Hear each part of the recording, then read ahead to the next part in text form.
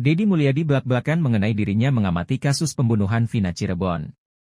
Deddy Mulyadi pun menelusuri para saksi untuk mendengarkan cerita para saksi. Deddy Mulyadi mengatakan dirinya menemui keluarga Vina, Saka Tatal, Sadikun, dan sejumlah saksi lainnya. Deddy Mulyadi, 4 saksi dan keluarga 5 terdakwa datang ke Peradi Tawar menemui pengacara Otto Hasibuan untuk mengungkap fakta di kasus pembunuhan Vina Cirebon pada 10 Juni 2024.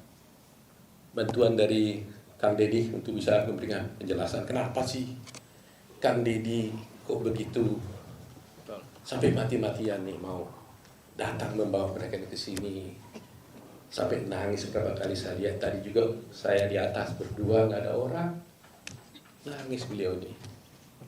Saya sih nangis dalam hati saya, tapi beliau sampai adukkan air mata.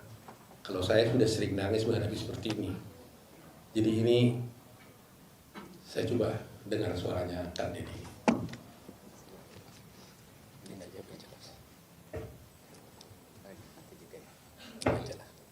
Baterainya kali. Ini aja. Coba cek. Kalau nggak hilang lagi. Itu aja lah. Ya, baik, terima kasih Pak Otto dan semua tim Peradi yang telah menerima kami dengan penuh rasa kemanusiaan, rasa penghormatan. Sini orang yang dalam setiap hari itu biasa berkeliling kampung untuk menemui, menyentuh, menyapa warga, dan dari setiap peristiwa yang ditemukan selalu ada cerita yang tidak pernah berhenti. Saya mengamati kasus ini agak lama, tapi saya sendiri masih ragu untuk melangkah karena ada pertimbangan-pertimbangan yang saya perhitungkan karena ini menyangkut aspek hukum. Pertama, yang saya temui adalah Ibu Titin sebagai kuasa hukum dari terpidana Sudirman dan Saka Tatal.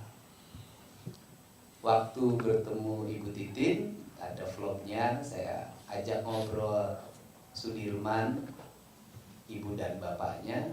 Waktu itu dia menyampaikan pada saya bahwa Sudirman ada di rumah.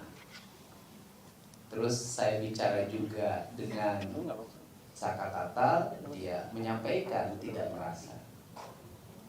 Kemudian setelah menyampaikan tidak merasa, dia bercerita bahwa waktu itu dia pada malam kejadian itu dibonceng sama pamannya ya Sadikun untuk pergi ke bengkel nganter temennya, motornya mogok.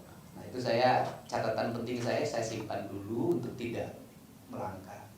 Kemudian saya mencoba menemui keluarga Vina, mendengarkan. Dari apa yang saya dengarkan keluarga Vina, itu kan bercerita bahwa adiknya mengalami kecelakaan, Vina dan Eki itu ya.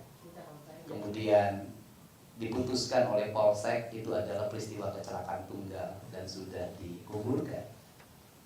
Setelah itu ada yang kesurupan, namanya Linda. Jarak antara rumah Vina ke Linda ini agak jauh, hampir perjalanan 20 menit. Ketika mendengar kesurupan, itu berarti kan kakaknya Vina jalan selama 20 menit untuk menuju Linda. Saya ada pertanyaan sebenarnya di situ. Apakah yang kesurupan nunggu dulu datang direkam enggak ya? Iya. Ya, tapi kita anggap kesurupan itu ada. Dan rekamannya diberikan ke Pak Rudiana. Dan ada keanehan di situ, katanya motornya utuh, HP-nya utuh, dan dari situlah terjadi peristiwa di mana Pak Rudiana bertemu dengan Aep dan Dede. Aep Dede inilah yang memberikan penjelasan bahwa dia melihat anak-anak yang suka nongkrong di depan SMP 11 melempar, mengejar dengan 4 motor berboncengan, dan dia melihat ketika ada di warung membeli rokok dan dia melihat dari jarak 100 meter. Ya 100 meter malam hari bisa melihat orang melempar dan mengejar, dan hafal satu-satunya sampai 8 orang. Bahkan kalau Ayah mengatakan PGI pun dia tahu. Saya dari situ ya udah saya dengarkan, karena tugas saya waktu itu hanya mendengarkan. Saya tidak boleh menyimpulkan. Saya mendengarkan. Kemudian saya penasaran, saya pergi lagi ke Cirebon. Saya tanya, warung itu di mana sih? Ketika saya tanya warung yang di depan pencucian mobil, ternyata warung nasi, bukan warung rokok. Dan dia mengatakan bukanya sampai jam 4 sore. Saya geser terus ke ujung sampai ke bertemulah dengan warung Madura dekat lampu merah, tapi jarak ke tempat warung itu sangat jauh, lebih dari 100 meter. Pada saat itu saya didatangilah Peri. Peri ngomong pada saya, tidak percaya terhadap keterangan Aib, saya di sini, saya tidak mungkin itu Pak, itu bohong. Nah dari situ saya agak mulai, nah ini harus siapa lagi saya tanya nih. Setelah itu saya bertemu lagi dengan menemui lagi Sakatata. Bertemu Sakatata, saya pertama yang ingin saya lihat benar nggak Sakatata ini tidak melakukan. Itu dulu satu-satu saya. Saya pengen beresin dulu Sakatata. Maka saya bertemu tiba-tiba dengan Sadikun karena Sakatatanya berada di rumah Ibu Titin. Sadikun menjelaskan pada malam minggu itu Sakatata ngumpul di sini di rumah ini bersama beberapa temannya.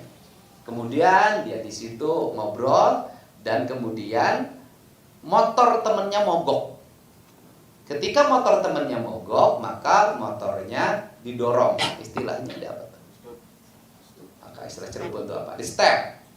Di step, kemudian di step itu terus kemudian melingkar hampir melewati jembatan flyover. Di jembatan flyover itu, di flyover itu Sadikun gak berani lewat karena ada polisi. Dia tidak pakai helm, tidak punya SIM. Akhirnya dia belok ke kanan. Dari ke kanan itu nyampelah ke bengkel. Saya tidak percaya jujur aja. Maka saya ngajak rekonstruksi, walaupun saya bukan ahli bidang itu. Ayo kita mulai dari sini. Dan saya tidak memberitahu siapapun. Ayo kita rekonstruksi. Rekonstruksi itu yang motornya mogoknya datang, kemudian didorong, betul. Dan belok ke kanan sampailah ke bengkel. Tiba-tiba saya ke tempat bengkel itu, saya bertanya langsung yang punya bengkelnya itu. Dia mengatakan betul pada malam itu ke sini. Setelah itu siapa lagi? Yang bawa motornya siapa? Sekarang lagi kecelakaan, kakinya patah 4. Saya temuin lagi. Ketika temuin lagi dia menjelaskan malam minggu itu betul Sakatata itu ke sini bersama saya. Saya kan kalau melihat orang bohong, tiba-tiba ditanya, sama kan tidak bohong menurut saya. Siapa sih yang bisa membuat rencana? Kan pasti ada selipnya. Belok jalan dan kemudian dia katakan saya lurus Pak. Biar polisi ada di situ, tapi memang tidak lihat mayat korban. Kalau saya lewat, sudah. Artinya dari situ saya sudah meyakini ini Sakatata nggak salah. Nah, setelah itu maka saya ingin yang kedua, yaitu membuktikan bahwa terdakwa yang lain salah nggak sih dalam pandangan objektif saya, gitu loh. Maka saya tiba-tiba kan ada, ini belum saya vlog sampai hari ini, orang yang datang ke saya, Pak, saya mau ngomong sekarang. Kenapa? Pak, pada malam itu jam 9 lebih saya mau ke rumah sakit, Pak. Ibu saya dirawat di rumah sakit. Saya keluar rumah, anak-anak ada, Pak. Di rumah, di warung Bu Nining dulu, di warung Bu Nining, terus kemudian mereka itu ada di rumah Pak RT. Saya siap bersaksi di pengadilan, saya siap di BAP. Saya makin pede kan, oh ini kayaknya enggak, ini benar nih. Ketemu lagi sama yang punya warung di depan cuci mobil tuh. Kemudian dia mengatakan saya yang jualan nasi, bukanya sampai jam 4 sore. Tidak mungkin saya beli rokok di tempat saya. Nah, setelah itu lagi kemudian masih banyak kalau bertemulah saya dengan Pramudia kan tadi sudah mengatakan jelas. Kemudian saya bertemu dengan semuanya, saya mendengarkan.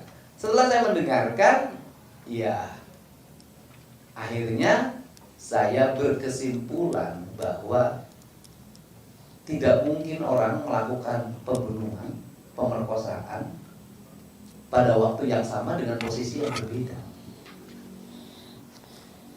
Tetapi saya menyampaikan Kalau debat kita terus-terusan di medsos, kalau debat kita terus-terusan di TV, nggak akan pernah selesai masalah mereka. Saya khawatir ketika isu ini menurun, tidak jadi perhatian publik, nasib mereka nggak ada yang ngurus. Apa sih yang dibutuhkan dari para terpidana ini adalah PK dengan adanya novum baru. Maka saya sampaikan, sudahlah. Sekarang langkahnya berikutnya, harus bertemu dengan pengacara, advokat, tokoh yang secara hati nurani itu tergerak berdasarkan pertimbangan rasa dan kemanusiaan, bahwa ini ada orang-orang yang hidupnya susah, kerjanya kuli bangunan, sudah ada yang meninggal ibu dan bapaknya, bahkan yang satu meninggal ibunya ketika sudah di penjara, yang harus diselesaikan secara hukum, tidak lagi hanya perdebatan di media sosial dan televisi. Maka saya mencoba untuk bertemu dengan Pak Oto Hasibuan. Karena saya tidak bisa beracara, saya hanya bisa menyampaikan di media sosial lewat channel yang saya miliki.